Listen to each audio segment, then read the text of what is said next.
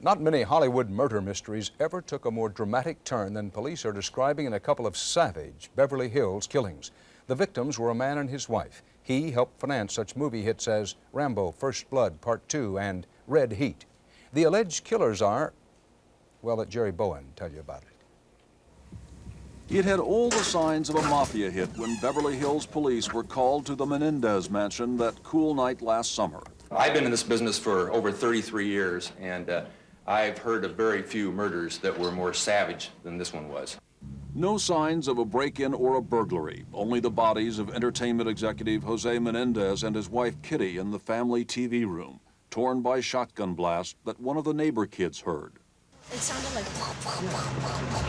Their college-age sons, 19-year-old Erik and 22-year-old Lyle, said they found the bodies after a night at the movies. But new evidence, ranging from records of the family psychologist to a movie script about a rich kid who kills his parents, now indicates the brothers did it. We were waiting for the glue, if you will, to bind it all together. And just recently, that glue has come about, and I feel that we have a very tight case indeed.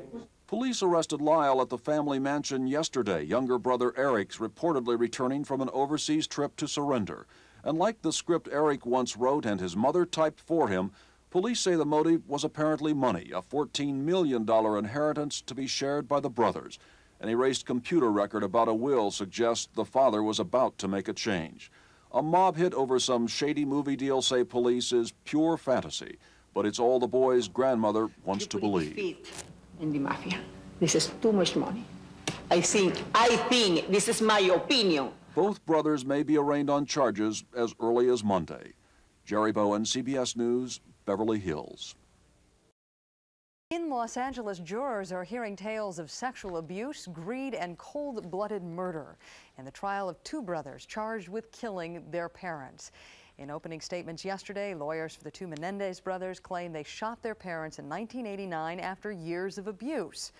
But prosecutors say the real motive was money, an estimated $14 million inheritance.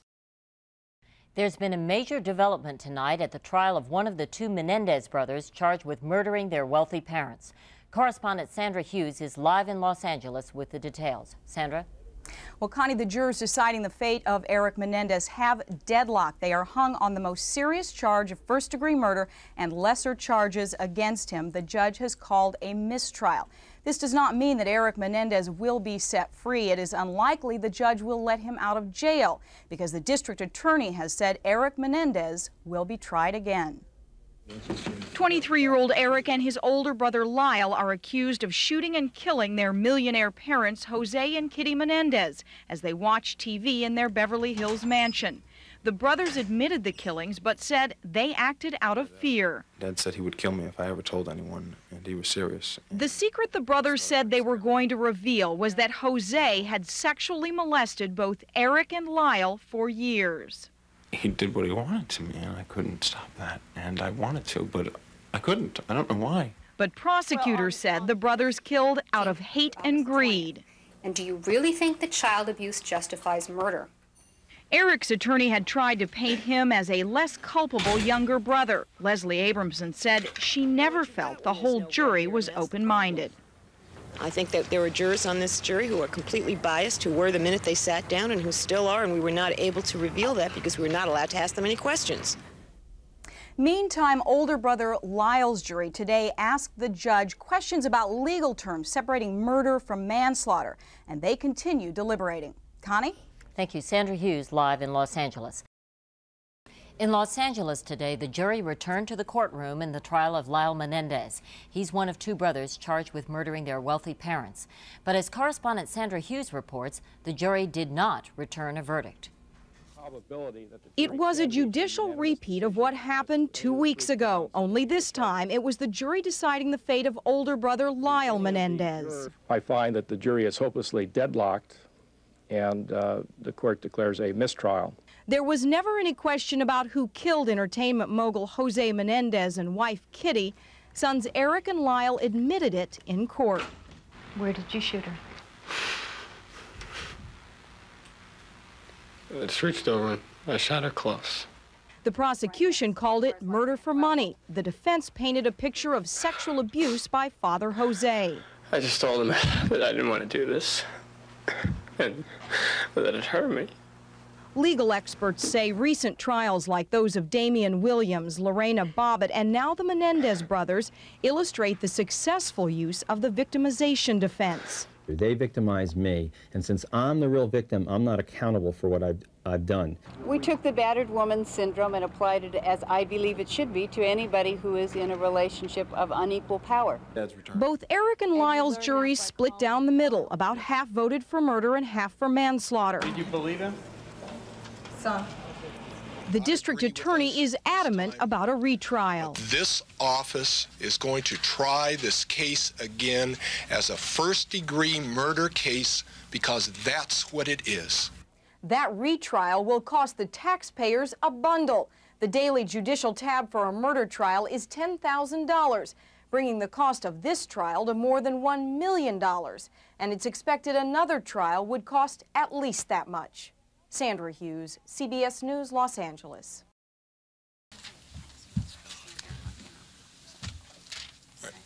I've said it once, and I'm saying it again.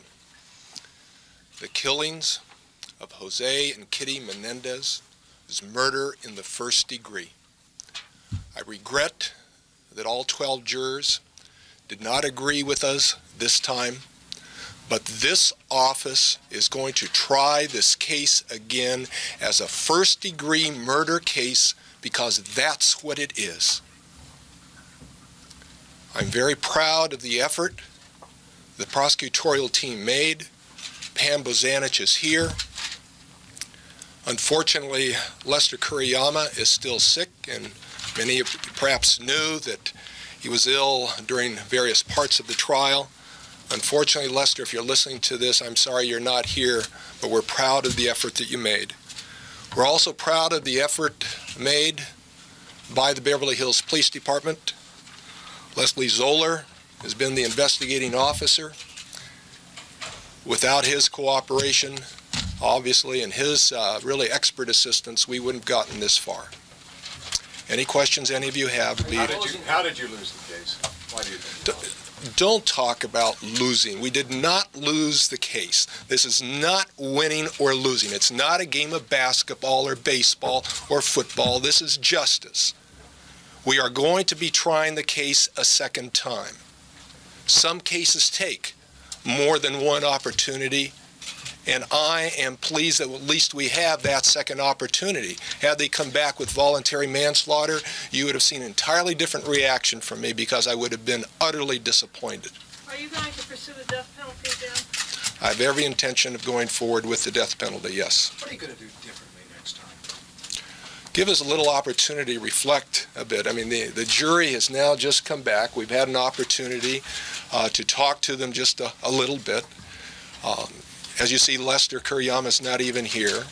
We are all going to talk about this case. There will probably be further discussions with the jurors, and there will be a period of reflection before we go forward with the case. Mr. Garcetti, does this then slam the door on any plea bargaining that the defense might have in mind? There will be no plea bargaining in this case.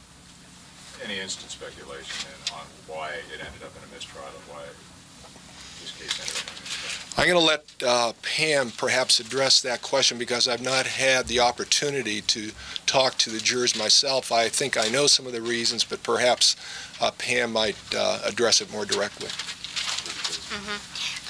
Well, I think it was the emotional pull of the defense that was basically the cause of the mistrial, that jurors were swayed by their emotions and were persuaded by the defense.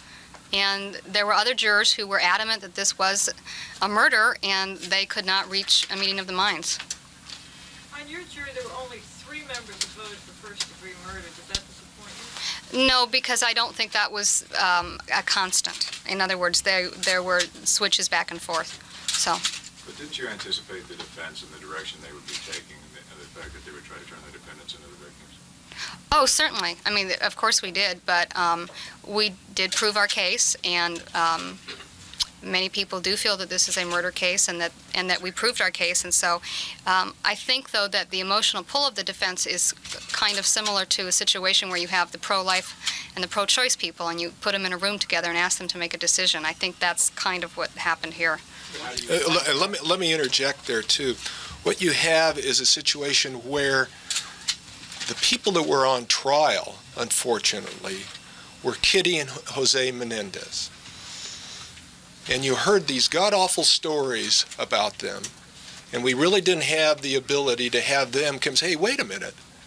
You know, unless we were really leading a different life than we ourselves know, then, you know, this really isn't fair, is it? But don't forget, that is the role of the defense, to do everything possible for their client. And they did it. Mr. Garcetti, on that note, how does your office, when you get a case like this, where it's a murder case and the defense is claiming that they were abused and it's self-defense, how does your office decide when to believe a particular story and maybe go with a plea bargain? You look at the evidence. My goodness, you know, I've been in the district attorney's office for 25 years, my entire professional career. I have reviewed literally thousands of cases. I've tried many, many cases myself. You look at each case independently. There may be some cases where you would say, no, this is not murder in the first degree. Maybe this is not even a crime. In this case, this is murder in the first degree based on the facts that we know exist. Are you convinced Lyle and Erik were lying? I'm convinced that the jury perhaps believed at least some extent of what they testified to, but I am confident that a second time around we are going to be able to convince the jury that our view of the evidence is the logical and, in fact, the accurate view of the evidence, not what the defendants tried to portray. Why? How do you think it'll be different? Why do you think that you don't think the emotional pull will still be there? No, I do not believe the emotional pull will be there. They're better actors than even I thought they were, if they're able to pull it off a second time. They had, as Pam said, the emotional draw to the jury the first time. We now know what their entire defense is. We did not know that before. That makes us, I think, perhaps in a better position than before we started this case. Therefore, Mr. Garcetti, do you believe this was a fabricated defense? I won't come right out and say yes to your question, but there's certainly, it boggles my imagination in terms of believing what the defense put forward. I cannot accept it. Will Pam and Lester be trying a second case? I have indicated I'm very proud of the effort that they made. I am very proud, but give us a little time to reflect. I mean, Lester literally has been sick almost during this whole trial. I want to talk to them. I want to get their input as to, you know, what they think about the case. Do they want to go forward with the case? As of today, they are the ones assigned to the case. Many people have suggested that perhaps it was a disservice to the taxpayers to spend another $1 million to prosecute these particular defendants. What do you say to that? Those are probably the same individuals who would prefer that we not try any cases. This is not a robbery case. This is not a burglary case. This is not a possession of cocaine case. You're talking about two homicides, two murders, two first-degree murders of a mother and father committed by their children. What is the message that we are trying to send as a society to everyone in this country? We have an ethical, a professional, and moral responsibility to go forward with this case as a first-degree murder case. Sometimes justice and costs conflict, perhaps. This may cost $1 million. We may spend more money on the prosecution than the defense said, and that would be a new one. But if we do, it's because we're seeking justice, and that's what we're going to do, and be damned with how much money it's going to cost. We're going to seek justice in this case. Some criminal defense attorneys, Gil, over the months have said that a lot of the evidence presented by the defense is evidence you would normally only be allowed in a penalty phase of a murder trial. I mean, do you feel that the judge, and I know it's always hard to take on a judge, but do you feel that the judge didn't let too much in? Did he give them too much leeway? Take a deep breath before. Probably in any trial, you will have prosecutors and defense lawyers who can always complain a bit about the judge. Certainly, we're in no different position. Yes, we were disappointed with some of the rulings against us, perhaps in favor of the defense, but the defense can probably say the same thing.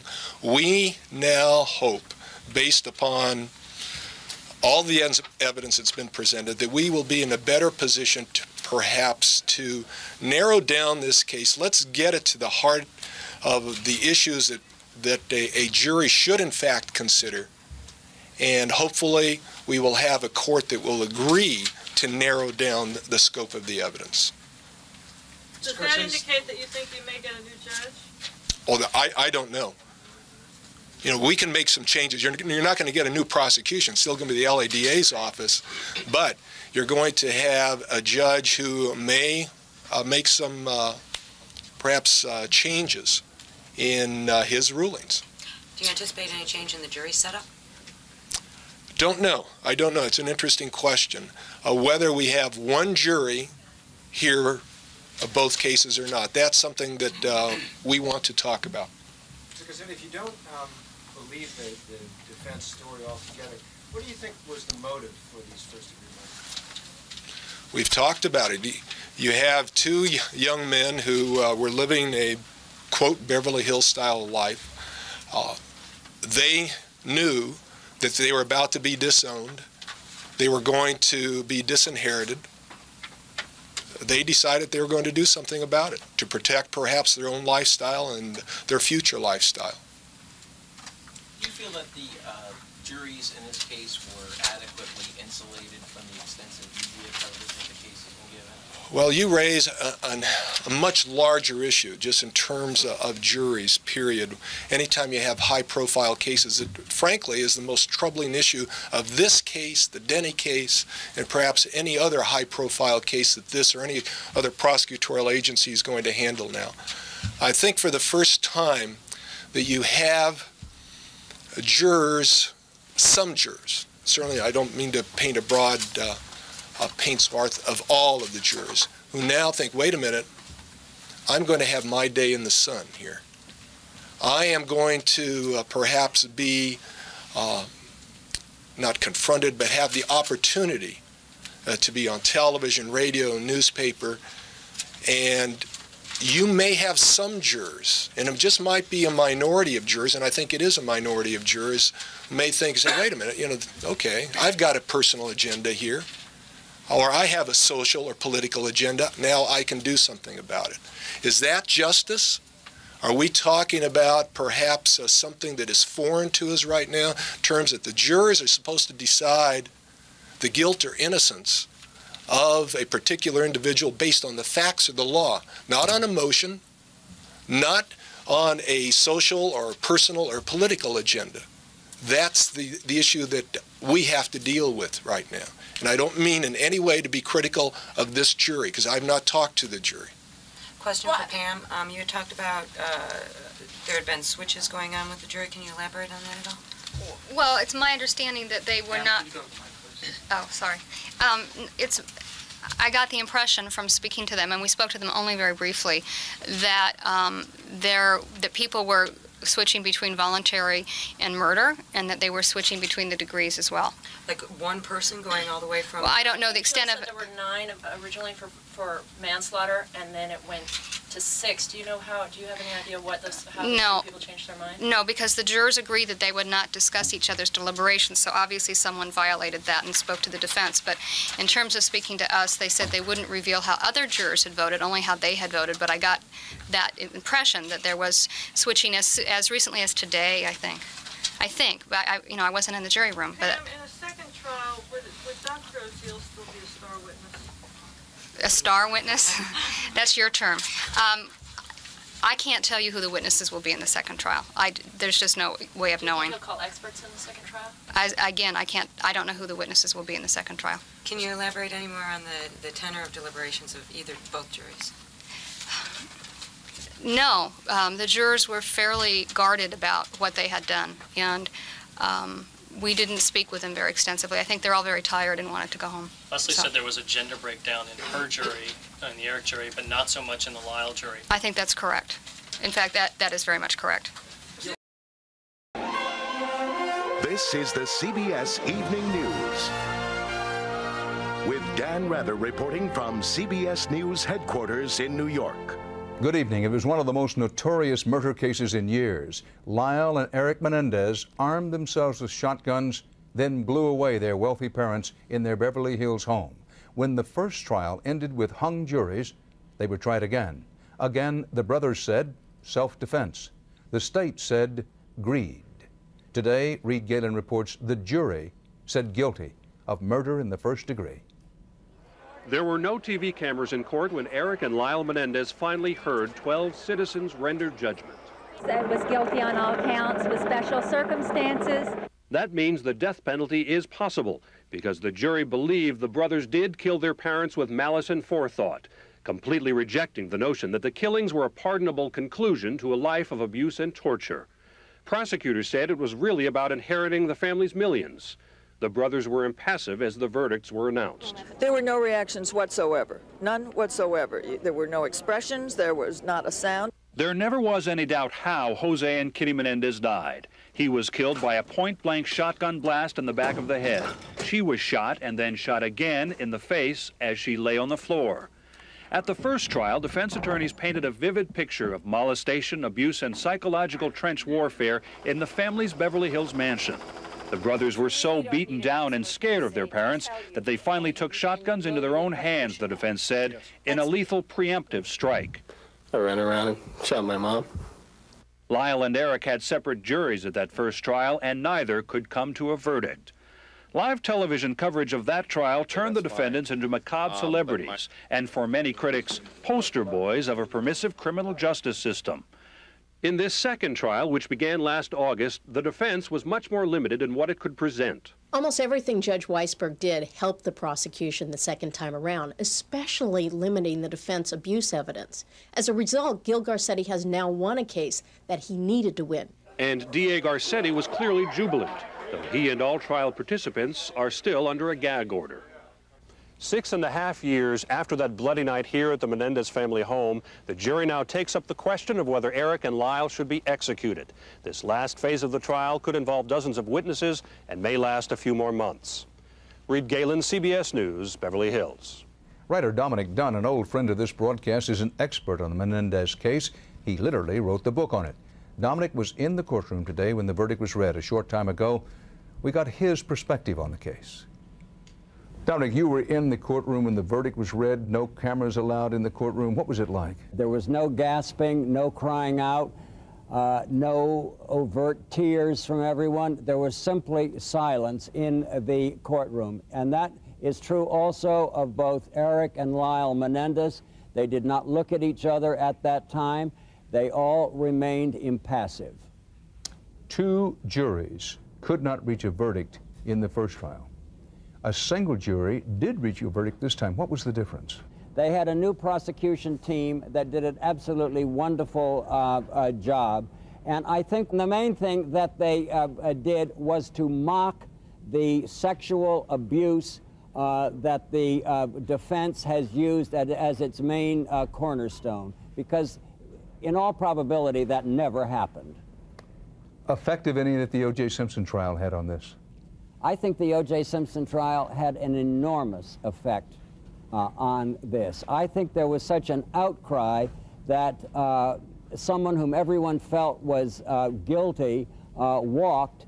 I think that they were, that this city there would have been a riot out here or something if the Menendez brothers had a hung jury. I think that everyone knew, I mean, they had confessed that they did it, and there had to be a verdict this time, and the verdict came. Dominic Dunn, thank you very much.